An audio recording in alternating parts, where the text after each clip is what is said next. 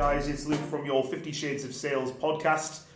Before each episode, we just wanted to warn our listeners that there may be some swear words or choice language used in any one of our episodes. It's not intentional, we don't mean it to offend, but we wanted to forewarn each of our listeners. Please do enjoy.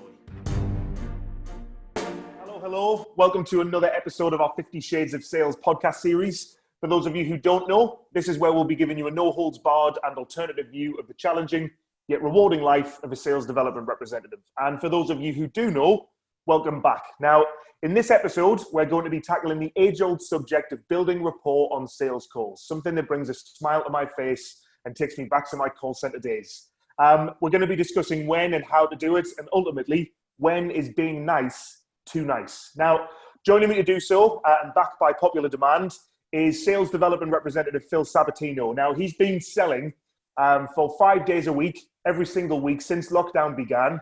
And I would say he's probably the best of the best when it comes to building rapport. Now, I'll spare your blushes, Phil, but how are we?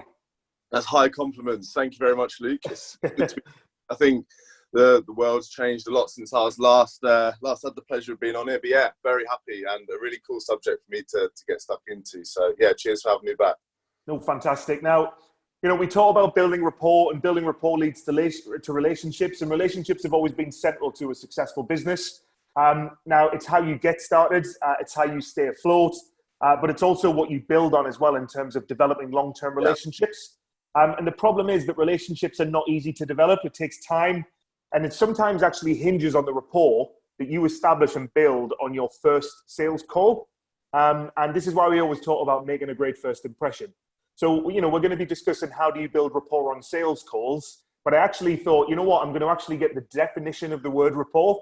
So It actually describes rapport as a relationship categorized by agreement, mutual understanding, or empathy that makes communication possible or easy.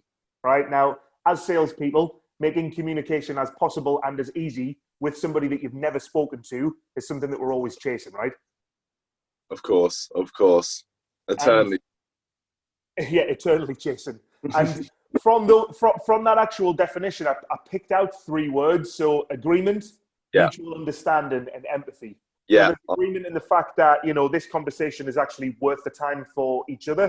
There's a mutual understanding in terms of each other's world, but also how mutually beneficial the opportunity is. But also, I think being a good rapport builder is you're able to empathize with a lot of people. And this might seem like a lot to compress into let's say a typical business-to-business sales call, and much more for cold calls. But we as an organization, and I'm pretty sure yourself, firmly believe that it's worth it. So typically how many calls are you making per day, Phil? I know that it differs in terms of who you're working on behalf of, but do you have a set target? Absolutely. I think certainly it's contract dependent, but I think generally at the moment it's probably in the realm of 30 to 40. I think with the current contract I'm working is a fine blend of emails and LinkedIn as well. However, 30 to 40 mark probably seems low to some hardcore cold callers, but certainly enough to prove the value of rapport building, and certainly the sector I'm prospecting into at the moment it's ever important. So you know, the private equity and the VC space, these guys, I spoke to someone yesterday. He said he's had 250 calls today. So it's really, I suppose, trying to. Wow. That's exactly the word I said when he said it. And I said, I kind of came off the call and I was thinking to myself, what's going to make our call different to the other 249 calls? And I think that's probably where the rapport side of things comes in. Yeah. So out of those 30 or 40 calls that you make, how often do you attempt to build rapport on your sales calls? Yeah, I'm a firm believer, and I don't know whether this is because I joined the business on quite a lucky contract where I was able to get through the door quite easily. But I think I personally believe rapport building is the root of every single effective communication in every call. So I would say I attempt to build rapport 100% of the time. Every single time, I think, whether it be gatekeeper, the intended person, a colleague, I think it's so important. And I think, you know, it kind of stems from what we touched on in our previous podcast about gatekeepers. Mm-hmm. Whoever that person is that you're speaking to, I think it's equally important to try and build rapport with each, because it only makes your life easier. And also what I was thinking is, it actually makes you enjoy it as well, rather than looking at it as a chore. If you just kind of be yourself, be genuine, and try and build rapport and just have a chat with these people, it just makes our life as salespeople so much easier. I don't know if you'd agree with that. Yeah, and it's that word genuine again, and I think it comes up over and over whenever we do this. Yeah. You know, salespeople are often seen to just say anything on sales calls to make the other person happy. Yes. And there's a fine line between being genuine. There's a fine line between confident, but then there's a fine line between being confident and arrogant at the same time. Absolutely. And I think, well, I was having a read of a book called The Challenger Sale lately, and it was all about kind of balancing that line. So you're not this smooth and shiny yes man, but you are, you know, genuine and approachable, but also kind of balancing that with provocative and interesting questions. So I think it's definitely a fine line. You're certainly right there. Yeah, and I think sometimes in terms of being genuine, but it's also being able to gain instant respect, because, you know, we talk all the time about earning the right to ask certain questions, but we've got to establish credibility very, very early on in calls. And going back to that challenger sale as well, we often challenge people on insights. Sure. Not on just telling people this is the feature and benefit, this is what it does. We challenge people on insights and knowing the industry, but also knowing who you're talking to and the type of challenges that they may face before you even get onto the telephone, right? Exactly. And what we're finding now as well is it's probably easier to get to know the basics about a person that you're going to speak to based on social media, particularly LinkedIn. We find it's one of our best tools, or it's definitely one of my best tools when you do your research prior to a call. You can know a person's, you know, designation. You can even see their destination in terms of what they're trying to do for their business. But it's where they're associated to, who they're associated with, past jobs, and sometimes even interests and likes. You've got a lot of these high-level, C-level individuals who tend to be these, these extroverted reds who are always driving. And at the same time, they're running a huge company. They're also some ultra marathon runner at the same time. So, absolutely. you know, you can try and find a personal connection, but we always find that, like, if you can start your conversation with a clear idea about the other person, particularly when it comes to their work. So the example that I use is, you know, hello, Mr. Jones, I'm calling to understand who is in charge of buying paper for your company, right? You know what I mean? That is literally the worst open. Instead of, actually, I've done some research and I understand that you're in charge of buying paper for your company. And given the fact that we've provided the best options for a number of startup companies like yours, I wanted to get in touch. So there's a completely different, way in. But what type of things do you look for on people's LinkedIns specifically to help you in sales calls? Well, I think one thing that sprang to mind just then when you were saying that is one thing I learned from a colleague at Disarmament quite early on, and I think it's quite helped in those situations. It's that idea of the 3 brackets. So if in the first instance, what's preferable is what's relevant to them as an individual, you know, their LinkedIn's, you know, a funny thing you can see about them, their roles, their life. In lieu of that, secondly, falling back to their business. So, you know, news articles on their business, slightly less personal than them, but still really very relevant and very topical. Then the third bracket, their sector. So it's about, you know, having those 3 stages of zooming out. And I think the further you get out, the less compelling it is, but still, you know, I think all of them are very valuable.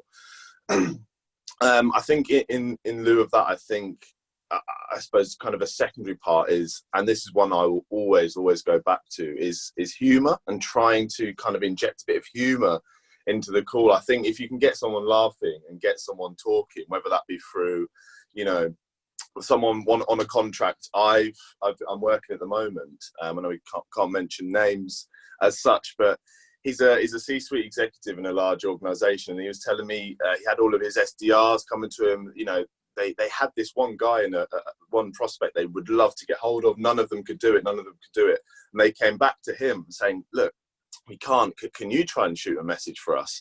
And he actually used the fact they were both from Germany and they both liked rugby as a strange, compelling event. Oh, it's not often you see a German who likes rugby.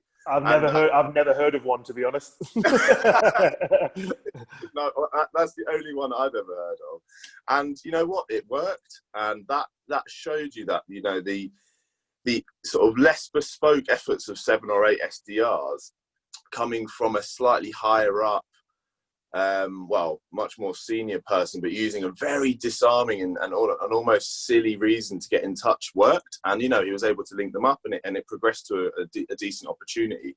But it's that most mundane and what you might think of as a silly reason, but it gets them chatting. And I think that's the most important element of rapport building, just getting that conversation spark, standing out against the crowd. I wonder how many people had ever asked him, you know, what are you doing like in rugby as a German? Yeah, I mean, it's pretty bold, isn't it? I think you've got to tread carefully.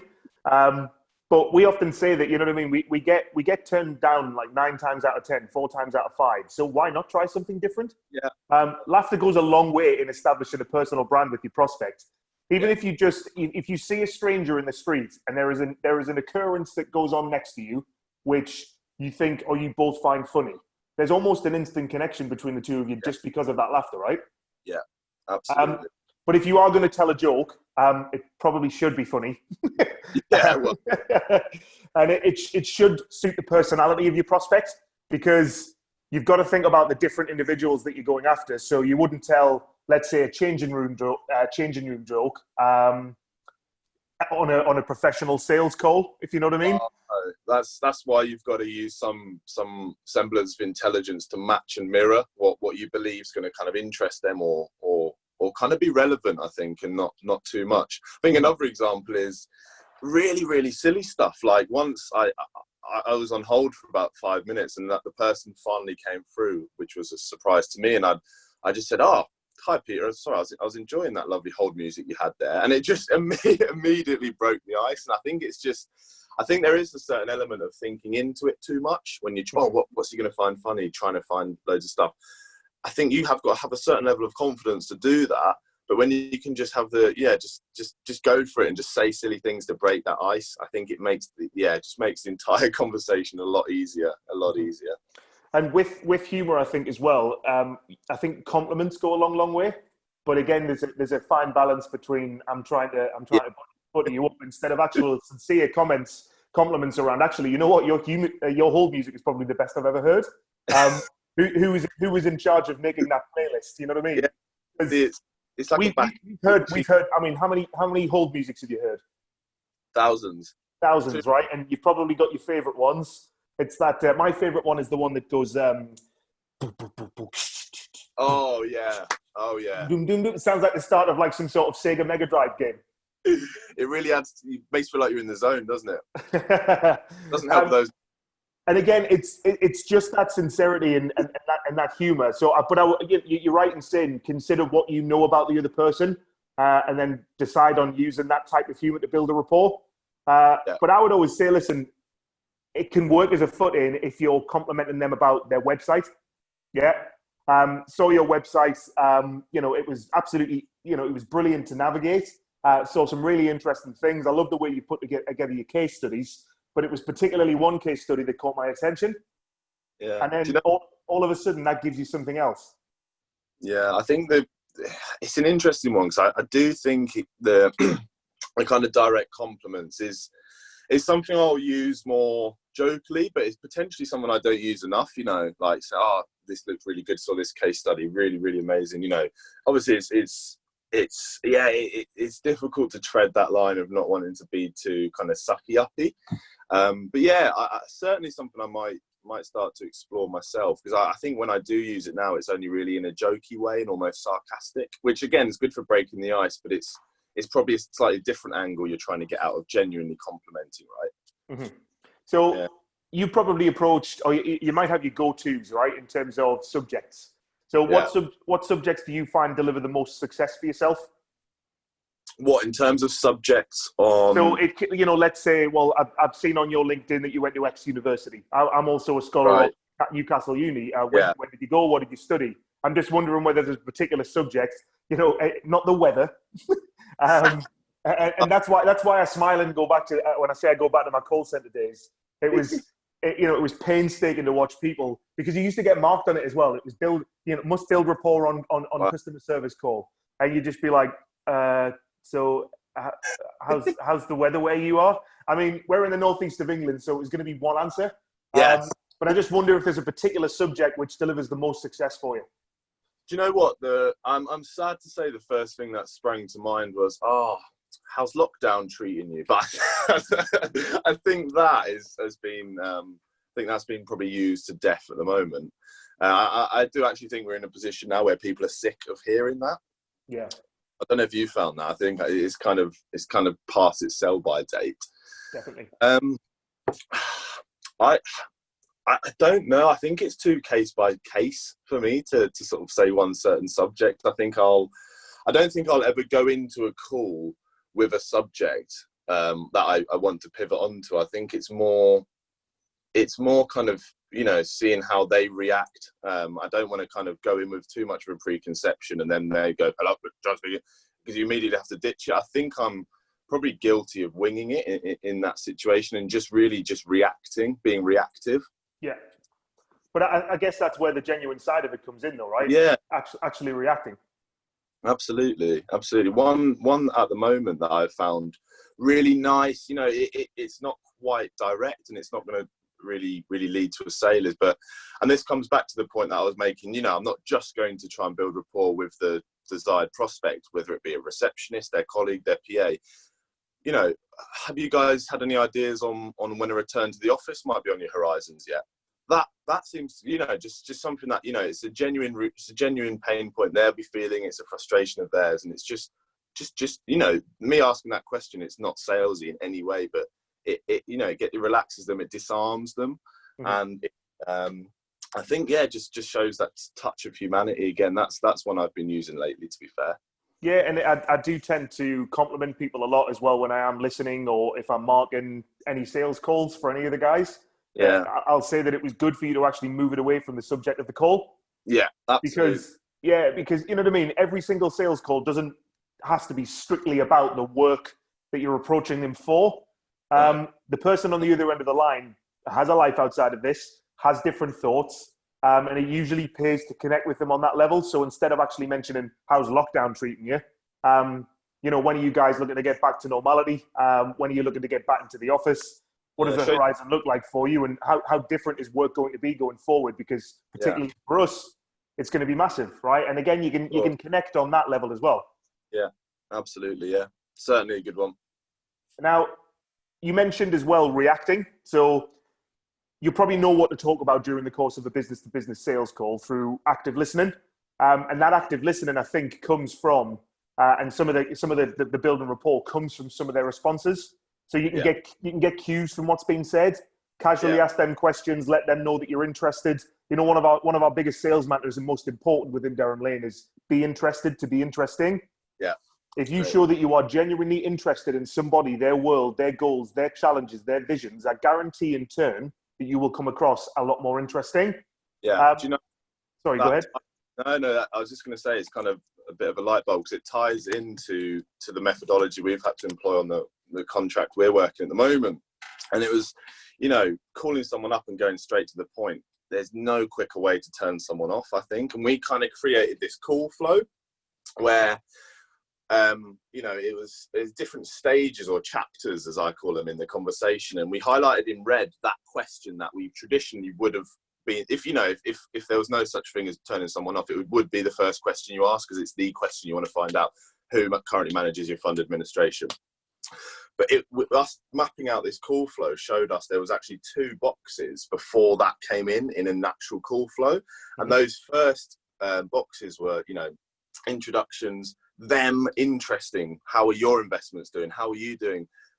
Get them talking about stuff that they find interesting and what their world's going through at the moment. And then by the time you've inquired and asked, how are you doing? What's your roadmap look like? How do you plan on re-emerging at the moment? By the time you've asked those questions and got them talking, there's almost this moral obligation by the time you get on to the pivot question for them to have had a chat with you, figured out you're a real person, you showed a bit of interest, and you've almost earned the right to ask that question. And there's such a proclivity to want to jump straight into that question, but it's when you can have the calmness and the confidence to just get them talking about stuff that's completely irrelevant. You know, when's you return to the office, how's your industry doing, and then sort of flowing and pivoting the conversation towards that question rather than jumping straight on it. And it's so important. So many times we hear people jump straight into the question, and as I say, there's just no quicker way to kind of turn someone off and not want them to continue that conversation. Yeah, it's just quite in parallels what we've been mapping out at the moment. Mm-hmm.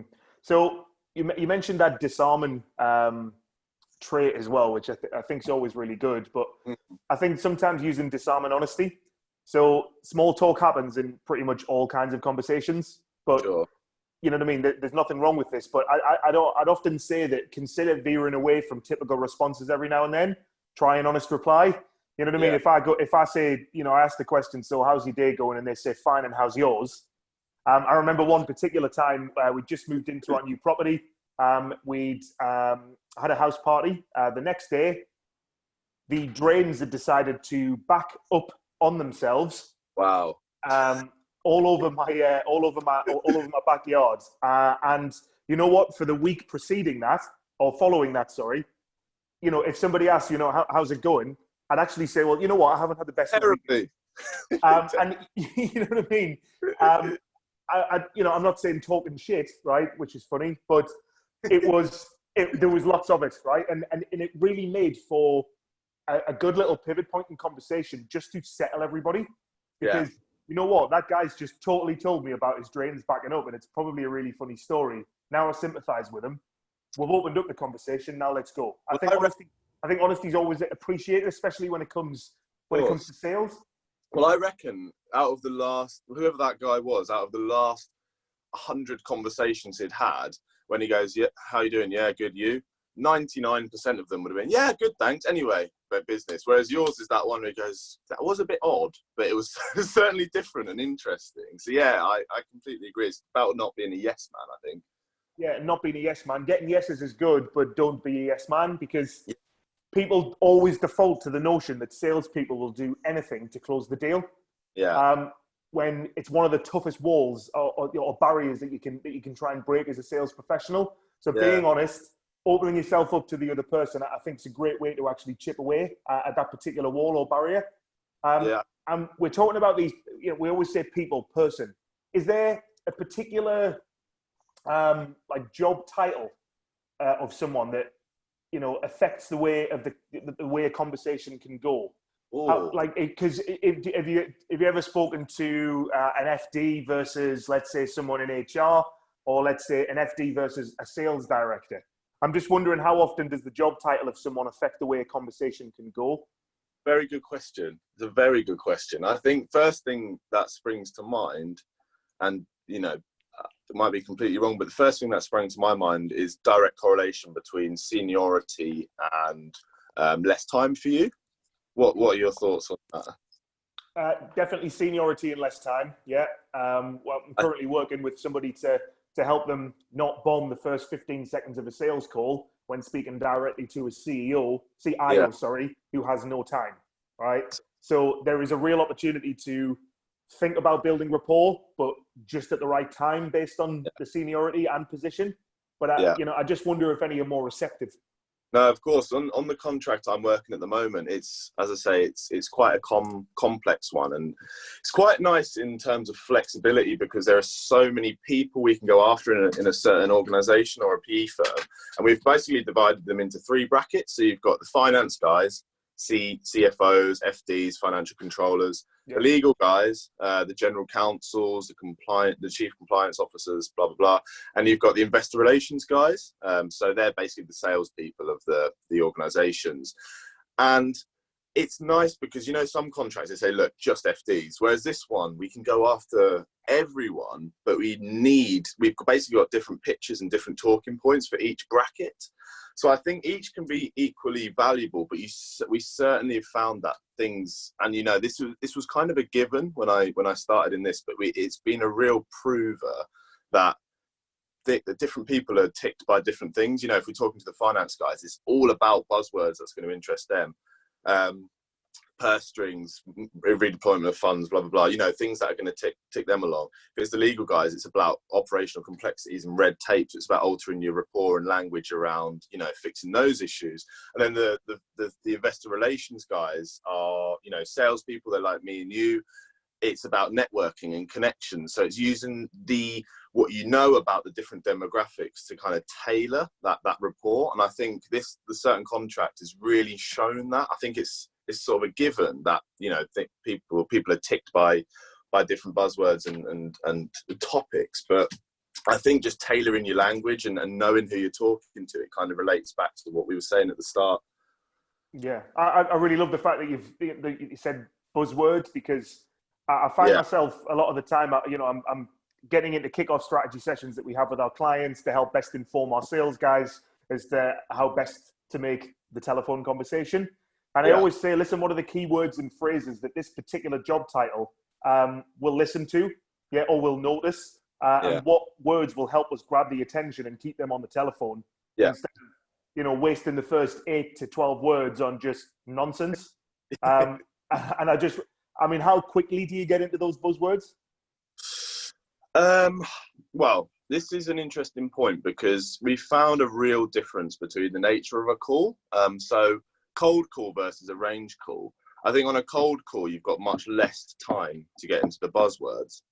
On an arrange call with some of these senior guys, it almost reminds me of that scene in Wolf of Wall Street, where it's like, you know, a couple minutes of chit chat before we dive into it. It's almost necessary to have that. You know, anything from talking about how their kids are doing, where the sun is in the day at the point you're calling them, any of this rubbish, just to warm up. I think you kind of start feeling each other out and getting a sense of each other. But on a cold call, I think the buzzwords need to come in a lot sooner. And I think, again, it's about reacting and knowing the situations and being agile and flexible, and not kind of painting all of these situations with the same brush. Yeah, and being agile and flexible is key, because a story is not just about the story, it's also about the storyteller. Yeah. And when you tell a story, work-related or not, you are revealing part of yourself to your prospect in terms of the way that you can communicate, and the way that you can handle a conversation. And again, I think it's establishing that credibility. Yeah. It gives them a glimpse of who you are, what you find interesting, what you value, the way that you approach conversations, your energy, your belief. I think it's a great way to establish a personal connection very, very quickly with your listener. There's no way that me as a trainer or deliverer could ever walk into a room, and let's say it was just a talk for an hour in front of 90 to 100 people.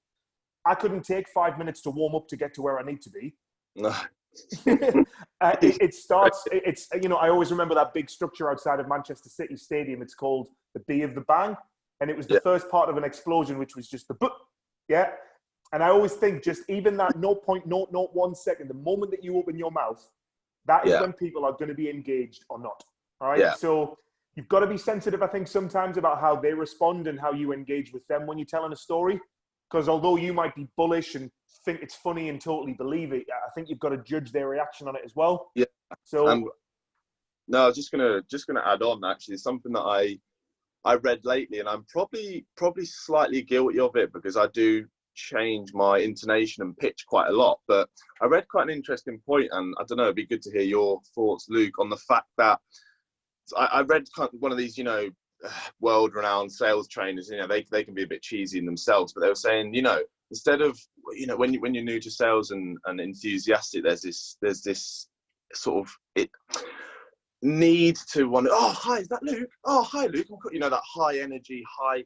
And I think there is a certain level of where that actually tips the balance and turns cheesy. And I think it's a getting that balance of keenness, but not, oh my God, I've got him on the phone. Hi, you know, try and sway him like that. And I just wonder your thoughts on the importance of pitch and changing your kind of intonation, because I think there is certainly credit to it. It gives you less of a robotic and monotonous tone, but overdoing it, I think, can also be pretty detrimental too. Yeah, and it's something that's come up over the last couple of days, actually, and on both ends of the scale.